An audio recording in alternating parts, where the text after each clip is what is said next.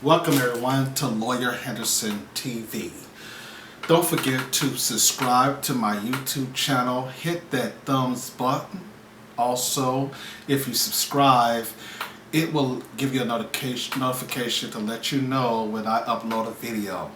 If you have not subscribed, check to make sure that YouTube has not unsubscribed you, because I do get information from some of my fans and audience that suggest that YouTube have unsubscribed them without their permission. Alright, so like that bell if you like the commentary. Alright, we're talking about Ice Cube's contract with Black America. Now, I heard a lot of things that Dr. Boyce Watkins talked about regarding the support of Ice Cube's contract with Black America. And I want to read that to you because this is prior to Reconstruction. It says, under Black Opportunity and Representation, that the case for Neo-Reconstruction is an aggressive initiative meant to redress the past wrongs systematically imposed on Black Americans economically throughout many generations. Wrongs that have had a severe negative impact on African Americans both economically and educationally. The specific case and plan for Neo-Reconstruction is presented later in a document. A commission will immediately be formed and empowered to quickly put the plan into action. Separately, a plan will also be devised to make Native Americans whole within the same timeline. Now, let's stop right there. The whole entire situation is that if it's a contract with Black Americans, my question is, why is Native Americans being mentioned here? That's a problem. Native Americans they have their own leaders, they have their own representation. Black people need to stop this ideal of including everybody else within our struggle.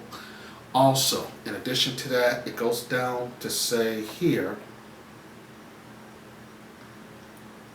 and I quote, it was skipped, affirmative action for all secondary schools, colleges, and universities, public and private. Black enrollment must meet or exceed the percentage of Black population nationwide, 13.4%.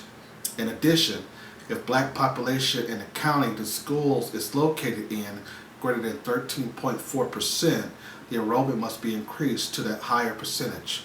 However, 25% Black enrollment will satisfy the county requirement if the school can prove they are a national school with less than 30% enrollment from the state in which the school is located. Now, like I said, a lot of his contract is a lot of empty talk. It does not really go into details as to what is really being asked. It really says that, this is to complete the wrong. It gives a lot of things where it's saying that, okay, the government needs to make amends, but it's not saying what amends it will be. It's like a lot of empty talk, that we've heard before. Now, Dr.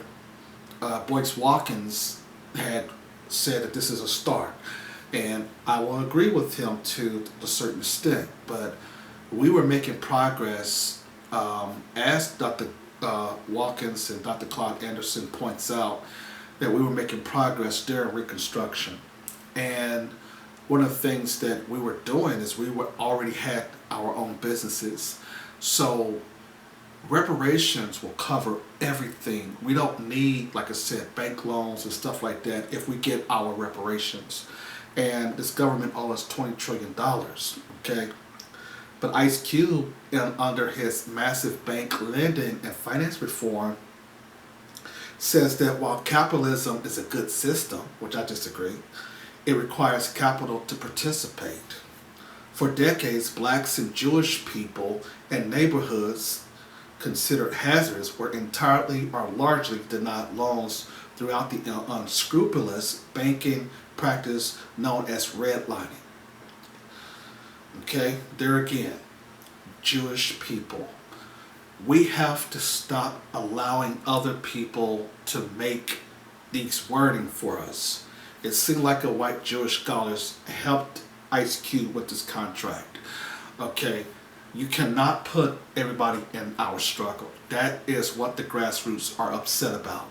And rappers and celebrities cannot speak for us because they've still been paid all the respect with white people, and they're not going to really be truly independent on what they're saying when they want to write or do a contract with people who have been struggling for years in this country. Black people have been struggling for years, and to have people say, okay, I'm going to help you with this contract, but yet it has this broad, ambiguous language. It also brings other people in.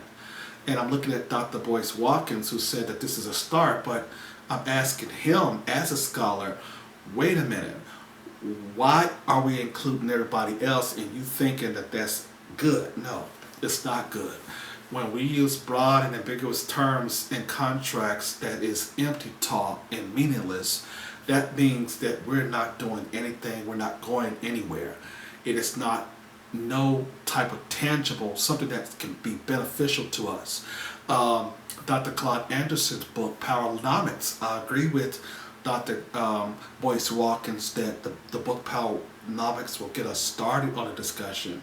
But this contract that Ice Cube had, it seemed like some scholar helped him write it, and that it's all over the place. It's a bunch of empty talk. And I've read most of it, not all, but most. And he do have good ideas in there, so I'm not going to down him that much. But also, I wanted to talk about things like venture capitalists and private equity funds that take money from police unions and other public entities must invest 13.4% of their total funds in black-owned businesses. According to ADOTS, I hope I'm saying that right, only 1% of VC-backed founders were black between 2013 and 2018. So the thing about this contract is that like I said, it's a lot of empty talk.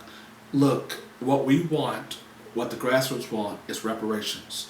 We don't want this talk. This government owes us money from reparations.